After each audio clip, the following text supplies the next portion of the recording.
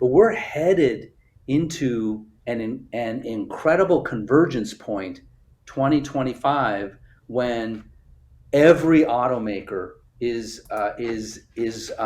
coming onto the market with Yeah. tons of new EVs, and in that year, the selection is going to be out of this world, and because of that, prices are going to drop. All right. Hello, everyone. Welcome back to Out of Spec Guide. I'm Max, and I'm joined today by Steve LeVine. Hello. Hi, Max. How are you? I'm doing well, thanks. And people who aren't familiar with your work, Steve, you cover basically the electric vehicle industry from a very kind of interesting perspective. You write for The Information, you write a blog for them or a newsletter called The Electric. It's a premium newsletter that I think a lot of people in the industry probably follow, but can you kind of summarize what that does? Yeah.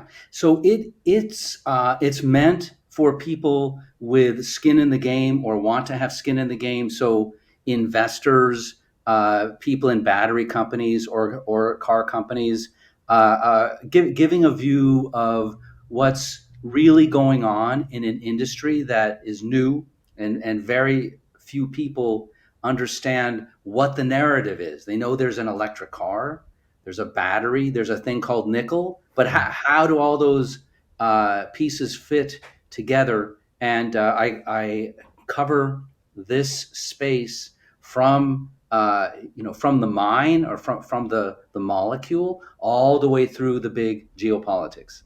Yeah, and that's a big deal because I've always felt like, I remember in like college economics class, I basically took like a 101 on that. And the big thing the professor was always saying was follow the money in economics, right? It feels like with electric cars, to understand them, you kind of have to follow the battery, basically. Yeah, that's true. Although I think generally you have to follow the money, Yeah, that too. but when it comes to electric cars and batteries, a lot of this is aspiration. It's vision of what people like. When Elon Musk has gone into this field, it's not a dollars thing for him. It ends up being dollars because he has to be able to stay afloat. But he and others have a certain vision. Yes, and I wanted to kind of talk about that vision today and basically the real kind of world cost that it's going to affect for people watching this channel, looking at electric cars to buy, wondering why they might be pricey, wondering developments to come they might read about in the news. But first, just recapping on your history, you also wrote a book basically about battery developments, as I understand it. Well, I think I remember reading it a few years ago, but battery research and development that happened in a Chicago laboratory, right? Yeah, so this is the most popular battery in EVs is one called NMC. That stands for the metals nickel, manganese, cobalt that's in that battery, and the inventors of this battery are working at Argonne National Lab. That's one of the national labs. It's outside Chicago. In this book, I spent 2 years embedded with that team as they were attempting to invent NMC 2.0. So it's an introduction into the pioneers of the EV battery industry. Great. Yeah, no, I think it's a super interesting read for anyone who's wants to follow that deeper. But NMC, people, you just brought that up, nickel, manganese, cobalt. People watch the other channels that we do, like out of spec reviews. They hear Kyle talk about this car has an NMC battery, that chemistry. For context, as I understand it, that's basically the same kind of battery cells we have in smartphones, laptops, and we have to credit for those basically. Yeah, well, in structure, it's the same, but what is in a laptop and a phone is actually LCO, lithium, Hmm. just lithium and cobalt, and Gotcha. that's because cobalt gives you a ton of energy, Hmm. but it's dangerous, and so you can fit a small amount, like what you need in your iPhone, but you could never use that in an EV because all of them would be on fire.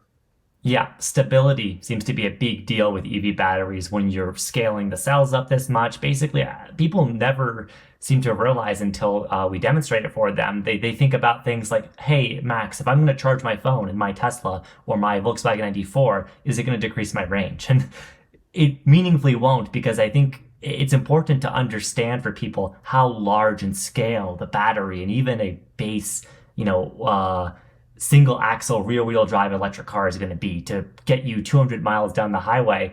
That's a huge battery, and as I understand it, a pretty expensive component. Right, right. So, just to put a fine point on what you just said, so the first Teslas, the Roadster, had 5,000 of those smartphone batteries. Mhm. Well, then it was laptop batteries, right? Yeah. But 5,000 of those. So, right. So you know you are not going to reduce your range by plugging your phone into your car. Yeah, Not meaningfully, no. not And I meaningfully. liked your earlier point also about, the worry about catching fire. People might remember a few years ago the story. I think this happened with the Chevy Bolt, one of the most exciting, like early volume electric cars. Right around the same time Tesla Model 3 was coming to market. Actually, I think this beat it to market. General Motors had the Chevy Bolt, and it seemed like a bit of an ugly duckling for a few years. And then people started to kind of get wise to the fact that this was a great deal. This was like a lot of battery, but also just a lot of real world driving range and capability in a cheap car. And now we hear news that basically that's gone away. Maybe they're bringing it back with their next generation technology that they're going to put in other battery vehicles like their Blazer, their Equinox, and etc. But it seems like affordability with electric cars is a tough thing for any automaker. Right. So the battery can be up to 40% of the cost of the car, and that's because of all of the metals that are in there, and the engineering required to put that all together, and you lose a lot of the engineering and the powertrain from the internal combustion engine, right? All you've got is this tiny electric motor, but in exchange for that, you've got this big, very expensive battery in there. And the most expensive part of the battery, again, 40% of that battery is the cathode. We've mentioned already NMC. That's the cathode. Uh, and, Yes. um, and so, it's about scale, right? The first, when, the first semiconductors, when transistors came out, you know, they were pretty expensive, like very expensive compared with today. So what we've got today is like 1970 in the semiconductor world in batteries. They will get cheaper, but right now that's why you've got $35,000 EVs. Yeah, and $35,000 being kind of, it seems like an absolute floor at the moment. Just it seems like to get what a consumer expects out of range, you kind of need a lot in terms of resources. And then I just briefly also want to introduce that the history of EVs, people often don't realize, is basically as old as the car itself. And it's had these different bumps along the road. And as I understand, a lot of it just has had to do with battery technology, maybe not quite being there at the moment or not really meeting people's needs. I mean, I remember talking a few months ago to a kid in rural Colorado who was restoring a 40-year-old electric car built out of 16 lead acid batteries that were put in parallel. It was crazy, but that's what people were trying in the 70s during the fuel crisis then. So it seems like basically, while this industry is like nascent and we're always hearing about it being a new thing, in some ways it's really not that new at all. No, it's not new. The first popular cars on the road in the late 19th century, early 20th century, really up till about 1920 or so, were electric vehicles, and they for the same reason as today, right? Quiet, in those days, they did try fuel car, and they smoked like crazy, and they had that crank in the front, to start the car, and there are first of all, that was no good for women drivers Yeah. because of how much muscle it required to get those go. And there are cases of people breaking their arm, right? Of, you're cranking it, and then suddenly it takes off, and you're injured. And It's a very so, manual thing. Yeah. yeah. And so when the starter, GM invented a GM engineer invented the starter, and that was that, and the Edison's invention of the light bulb, because when he did that, then that pretty quickly took away the market for oil. The main market for oil at that time was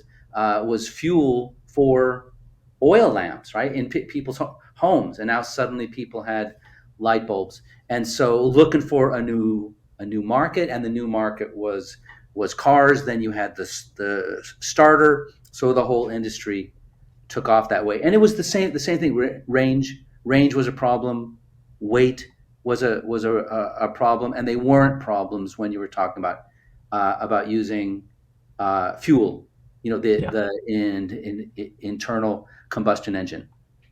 Yeah, and it kind of seems like today all cars, for various reasons, safety, people's consumer preferences, are heavier in general and larger in size. And we have these, NMC and different kinds of chemistries and different, even, inverters and motor controllers and other components that make a modern electric car pretty possible to do, just at sometimes a greater cost than a lot of people would like. I think people often hear headlines about, some of the big Halo products like GM's Hummer EV, and how the battery in that weighs as much as I think like a Honda Civic on its own, like a full vehicle.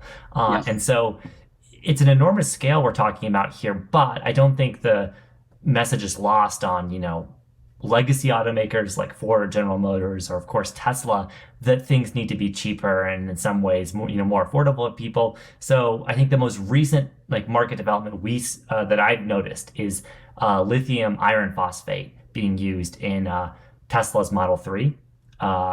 Very affordable sedan, and then of course now Ford's using it in the Mustang Mach-E, their crossover thing. So it seems like basically this is a new kind of battery technology that has Chinese roots that some US automakers are kind of starting to depend on. Well, it's an interesting story. It actually has U.S. roots. Yeah. So the inventor of LCO, that again, that battery that's in all your that's the original lithium ion battery. Sony commercialized it in 1991 in the Betacam, shoulder held video camera, and Mhm. uh, and and then made its way into portable electronics. The same guy who invented that invented LFP at the University of Texas, and John Goodenough, and it was commercialized. There was a company called A123 that commercialized it in 2009, but it ran into the hiccups, the kind of hiccups we're seeing anyway in EV companies today, in battery companies today. But there was a difference. That was the very beginning of the industry. If you had a hiccup, then you would go bankrupt, and they did. They went bankrupt, and who bought them? The Chinese. And so Wan Shang is precisely the company that bought them. And but that so you had LFP gravitate over to China, and as things happen in China, IP rights mean very little, and so that technology spread like wildfire, and suddenly you had dozens of makers of LFP throughout the teens. So it actually, it's not new, it's old. I'm Yeah. not, comparatively old. It's older Yeah. than NMC, uh, but The Chinese have spent a decade optimizing it. And Yeah. and so they have taken it from a chemistry that had far inferior and really not acceptable range for an EV to a chemistry that can deliver 300 miles on a charge. It has this elemental problem of losing a lot of its range in extreme cold weather. On a systems level, you can warm up the battery before you start charging. That step was implemented, which also made LFP practical. So what you have is virtually the entire Chinese EV industry using LFP, and you have Tesla using LFP for half of its EVs. Remember, it sells a lot of its cars through the Chinese market, and with the goal, Mhm. Elon Musk's goal, 2/3. He wants 2/3 of his vehicles, and he said in his last earnings call, Tesla earnings call, as much iron as we can use, I will. And why is that? That's because LFP isn't always cheaper. It's usually a lot a lot cheaper. But there have been strange things going on in the market. But it's the bottlenecks, right? You've got material bottlenecks when you use NMC. You've got four potential bottlenecks: nickel, manganese, cobalt, lithium. With LFP, you've got one: lithium. And so if you're thinking of potential supply chain glitches, you're much better going with LFP. Because you have, I guess, a relative material abundance, and the kinks of the technology have been sort of worked around in some ways, Yeah. thanks in part to its mass production. I think that's ironic and interesting that, rest in peace, John Goodenough, a great inventor. These technologies live in the laboratory for a while and then take a while to be developed commercially. I remember, hearing about I think the Coda Electric, 2012 vehicle that actually was imported to the U.S. in limited numbers with LFP battery cells. And my boss Kyle Connor actually got one as a collector's item. Basically, they didn't make that many because it turns out they were competing at the time with Tesla. But this technology seems to have matured enough to maybe not be the answer, but certainly be an answer to having EVs everywhere for a country like China that seems to have very ambitious goals for wanting a lot of electric cars. Right. So when you see BYD, for example, delivering a $12,000 EV, what is that battery in there? It's a small LFP battery. And that Yeah, is that's how either that would help them compete on cost against everyone else. yes. The Chinese electric cars coming out, people who might follow the auto industry will notice they seem really competitive. I mean, they're very attractive, they're appealing. We mentioned they're using this, lithium iron phosphate and some other advantages to get the cost down, but a lot of them aren't for sale in the US directly, and yet they seem to have piqued the industry's attention. If you're a designer or an engineer working for other car brands, I would think you'd be kind of sweating a little bit looking at what Chinese automakers and in particular are doing. Oh, definitely. So this is a wake up call. I mean, uh, you know, we can wall ourselves off, but the Chinese are setting the standard. Now we're moving from the batteries into the vehicles. They're setting the standard for what an EV should be, what a desirable EV, right? Because it's one thing having an EV, just having an EV, and then Yeah. having one that's affordable, but you also have to want it, and Yeah. and and the Chinese are setting the standard for that, and with what they're exporting to Europe, and right now the U.S. is walling itself off with this 27% tariff on Chinese cars, Yeah. but that's not going to work forever. And I fear, Max, I fear for the U.S. companies. I also fear for the Europeans though too, even though they're more open to this because I know that Volkswagen and Mercedes especially are and BMW are sincerely trying to make this transition. But that's not good enough. Yeah. They're still not there. Well, Part of making this work in terms of economics and weight and all of that is designing a vehicle specifically to be an EV, and yeah. not just Ford is sticking batteries into combustion bodies, right? Yeah. And well, okay, that's cool, and the Lightning is cool and the Mach-E. That's not okay. That's good for this year and next year. You're going to have to do better in future years. Yeah, it seems like there's definitely a few product issues with basically a lack of appealability. I just, for instance, the story from last month that Volkswagen is cutting currently production of EVs at a German factory because of it seems like basically poor demand. Whereas overall, it's not like the auto industry is in peril, but electric car demand from European car makers who appear to be kind of more right now in an immediately threatened position by the Chinese, it's rough right now. But nonetheless, here's Tesla, a U.S. company. They have a ground up product that's very efficient. That is, built in some ways, and as we've seen in collaboration with China, and they're doing well everywhere right now. It seems like.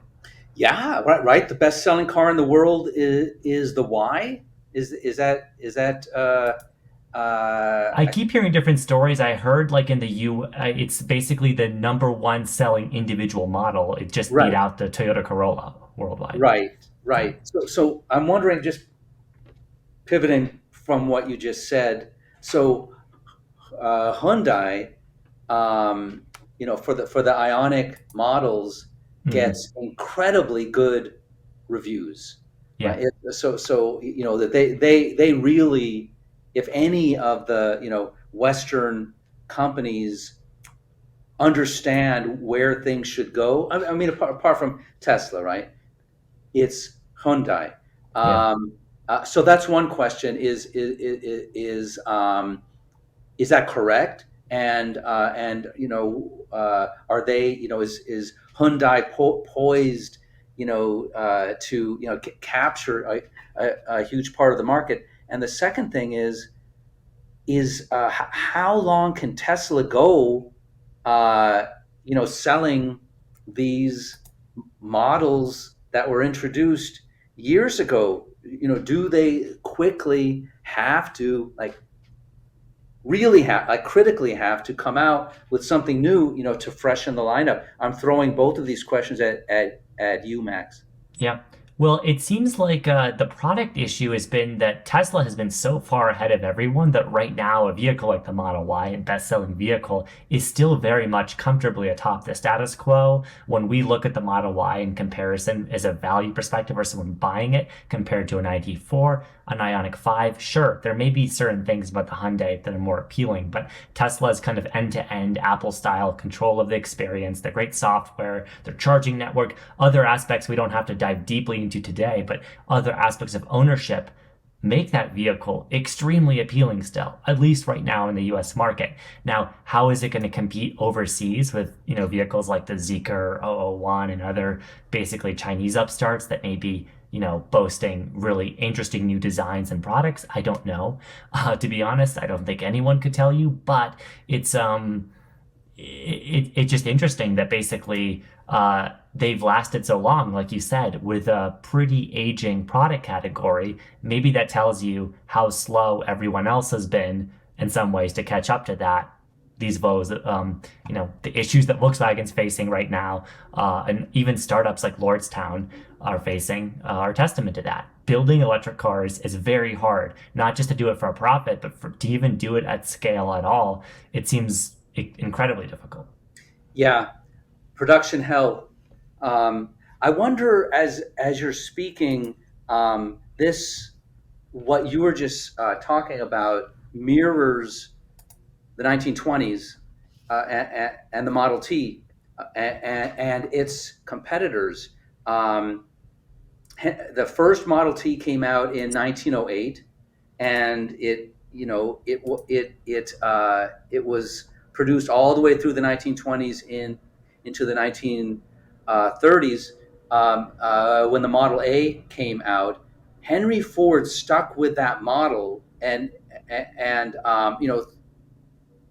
it beat everyone, and he just wouldn't change it, right, against all of the advice, all the competition, and I just wonder, is the Model Y, is the Model 3, is it just it's the Model T, Some and things are uncanny because, like, for the model, I think that one of the most famous things about the Model T, right, is, Henry Ford would say you could get it in any color you want as long as it's black. And here is Tesla, one of the, in my opinion, the most conservative and boring automakers with everything in their inventory. There are four paint colors you can get a Tesla in, and yet do most buyers care? Would they pay twice as much for a BMW where you can, customize it to your heart's content and get all of the whatever, European driving dynamics or things you might prefer? Seems like, at least in the US and a lot of Europe, a lot of buyers are saying, no, I'm fine with my gray or white Tesla Model 3 or Model Y that looks like a lot of others on the road, because I'm driving what is one of the most capable vehicles. So seems like that strategy is working out for them right now. but we're headed into an incredible convergence point, 2025, when every automaker is coming onto the market with Yeah. tons of new EVs, and in that year, the selection is going to be out of this world, and because of that, prices are going to drop. So that's one thing going on, right? If like Yeah. when someone asks me about EVs, I say wait. I always say wait until 2025. But the other thing is about Tesla, and that Tesla on Battery Day, three years ago, trotted out the prospect of cutting battery costs in half, and this was through efficiencies across the value chain. Starting at minerals processing and going all the way through to the design of the chassis, and they felt that they could go from at that time it was like $123 per kilowatt hour, and the average battery being like 65 or 70 kilowatt hours. So you can do the math. They felt they could cut that down to like $58, $60, which at that time you're going, what? How's that possible? But they're doing it, and so right now we're going to have Tesla produce or release its margins again, its latest margins, profit margins, and it's expected that they're going to be lower than they were last year, but that next year they're going to go back up. And why are they going to go back up? And that's because their battery costs are going to drop, and Yeah. they are dropping. They're going to drop further, and so I think that your audience can expect cheaper Teslas, cheaper EVs generally, over the next couple of years, starting in the next couple of years. Yeah, seems like basically everyone has to do this really tough squeeze and development push for these efficiencies. And if they can get there, then their costs can be lower. They can offer more compelling vehicles, and hopefully they can even make a profit, which right now it seems like very few players do.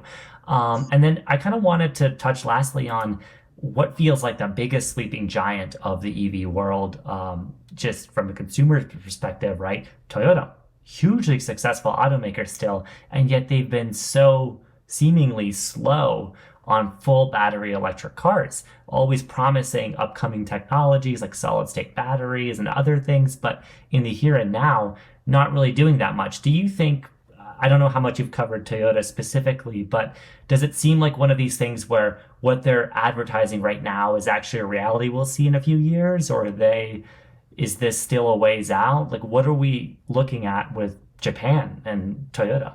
Yeah. Okay. One is so just reminding ourselves of what Toyota has argued that the transition to full electrics is a it is an argument. It's an unproven argument. You have in this equation, you have the supply promised, right? Everyone is promising to produce them, but you don't have the demand signal, right? We don't know for sure that there is the amount of demand for these full EVs uh, as is forecast. And Toyota has argued actually there's as much argument that the demand is going to be for hybrids, right, and plug-in hybrids uh, Mm-hmm. more than EVs for some time, and then later in the 2030s, bigger demand, much bigger demand for full EVs. Um, I don't know that they're wrong. I mean, so they've been branded as a dinosaur for having that position. But can one state flatly that that is wrong? I don't think so. So that's one thing. The other thing is what you're referring to is Toyota saying yet again over the weekend we're coming out with a solid state battery, and this is some of it is misreported, and I also think that some of it is like a lot of announcements in batteries, aspirational, what people hope will happen, not actually what they know what they know flatly will happen. So one, solid state batteries mean that you replace the liquid electrolyte that's in every battery with a solid electrolyte. And what does that let you do? Why do they want to do that? They want to do that because then you can use pure lithium metal as the anode rather than just bits of lithium embedded in graphite. So we haven't used pure lithium metal because looping all the way back to what we said at the beginning, no one wants their car to catch on fire, and if you got pure lithium metal with liquid, then you've got instantaneous fire. And so, but if you've got a solid, if you can figure out how to use a solid, then that danger is much reduced. It is said, it has been reported that Toyota's battery will charge in 10 minutes, and that solid state allows you to charge faster. That's inaccurate. What do I think? I think that Toyota is a serious player. They're not to be trifled with. Um, I think that their forecast about hybrids can't be dismissed. It's possible. It's as possible as the consensus forecast about the transition to full electrics. And third, I don't think, like they say they're going to have, they're going to commercialize solid state in 2027. No, I think Yeah. that's very far fetched. Yeah. Uh, Well, yeah, thanks for answering that fork of a question because, yeah, there are those different directions. There's Toyota in the here and now. And I kind of agree with you that I'm not, convinced that as uncompelling as their existing EVs are, it's clear that their marketing muscle, their heart and soul right now, their frankly sales strategy is all about hybrids, and they make very compelling vehicles there, and they kind of are seemingly meeting consumers where they are. Where we're seeing in Europe and the US some consumer reluctance about battery electric vehicle mandates. I mean, I always get asked, Max, what do you think about California not having any gas cars in the road by 2035 or, such and such mandate? It really does seem like there probably is a market for an incumbent player to continue making very compelling hybrids that maybe alleviate consumers' range anxieties and other concerns about electric cars. And then I think it's a good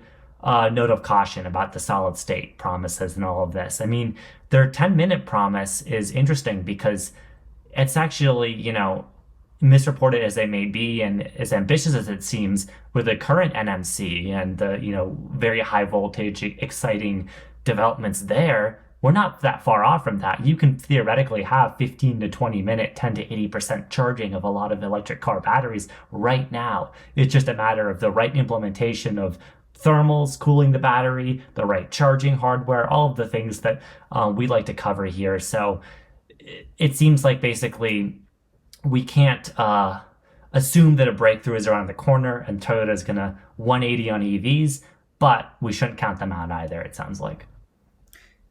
Yes, and I also want to say about what you just said. Um, I can imagine, like, so you mentioned specifically 10 to 80% charge. I Mm-hmm. can imagine people just accepting that I can only fast charge my battery to 80% and not think that's a big deal. Yeah. That's the big challenge right now. Our audience watching this, if they watch any of our other videos, we always talk about this. You don't want to be stuck on that charger by the side of the highway waiting for your car to hit 100%, the way someone pumps their gas tank and doesn't think twice about the amount of it, because we're dealing with chemistry here. We're dealing with other issues that result in, it's not just a linear flow rate of pumping electrons back into your cells. You have to manage a lot of not moving or moving parts, but you basically have to manage a lot of things. So charging is very complicated, and I think for it seems like here and now people have to accept, okay, 20 to 30 minutes, that seems to be the kind of wait time on average you should expect. Maybe we can reach a little higher, but we're not going to approach this convenience of gas or the 10-minute promise, I think, anytime in the next few years. Yeah, I want to talk about end of life for batteries. It's something I always hear people talk about. They'll ask if I'm driving an electric car or if I bring it up, what happens when it's done? Not when your charge is out, but when the life cycle of that battery is basically depleted and it essentially totals your vehicle, or you need to replace the battery at a very significant portion of the vehicle cost. Steve, the people you talk to, do they seem to be thinking about the end of life future of a battery that's in a car? yeah, it's an always topic. So it always comes up, and it's a moving target. So batteries, EV batteries, I don't have to tell you, are lasting a lot longer than was expected, and drivers are keeping their cars and driving them way beyond what was supposed to be the dead uh, uh, point, right? 80% capacity is supposed to be the point at which a battery is thought to be dead. Uh, GM is advertising its Ultium batteries as million-mile batteries. That's 76 years of a typical American.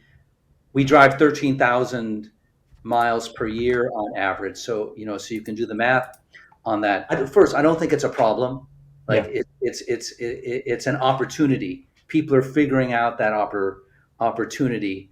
One of the things that I've been told is going to happen is that the metals inside batteries are so valuable. They've already been processed. There's no uncertainty like there is with mining, Mhm. and therefore car makers will want to own, right? They want to continue to own the batteries that's in the car that they sell, and when you're done driving it, they will pay you to return that battery to them instead of it going on to a second life, and they'll recycle it even though the battery can be used in a second life. Yeah. Yeah, this is what. So these are the parts. Not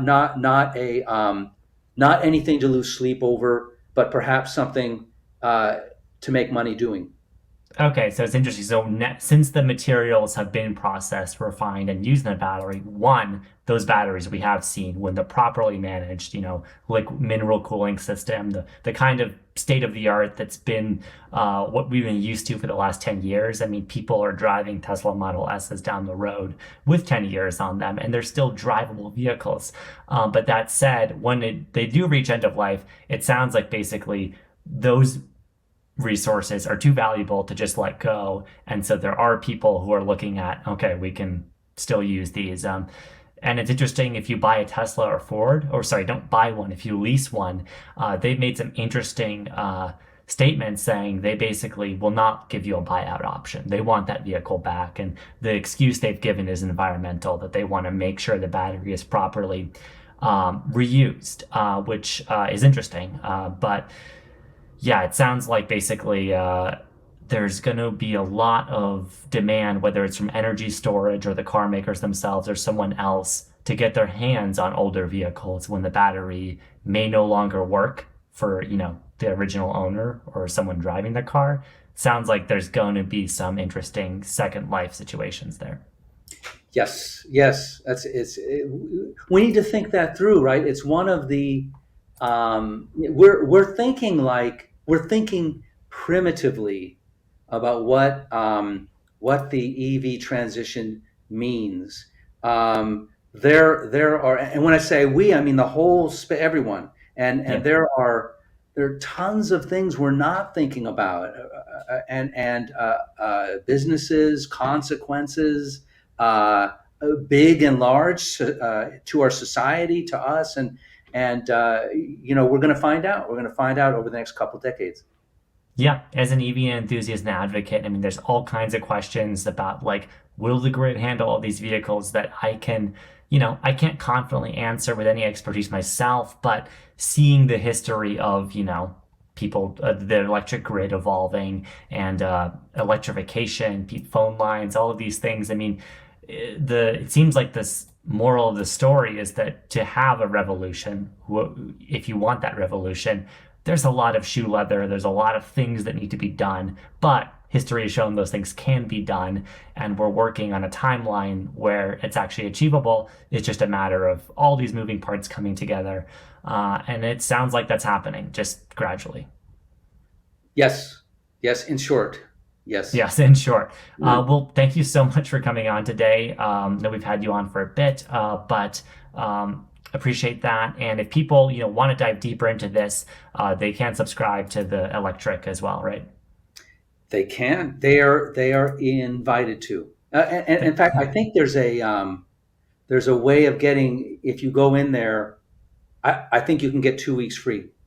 Yeah, and I saw there's like a promotion for new subscribers. So if you're not subscribed to the information and you subscribe via the electric, then I think there's some opportunity there because the information, of course, covers a wide variety of things. But Steve, you always do an interesting job covering the electric vehicle side of things, and it's an industry that well, you got to keep following. And I hope this has been a useful primer for people wondering more, having some curiosities about, okay, what's the situation with the batteries in either my electric car or the one I want to buy. Hopefully this has been helpful. Look forward to hearing more about everything developing in electric vehicles. Thanks so much, Steve. Thanks for having me, Max.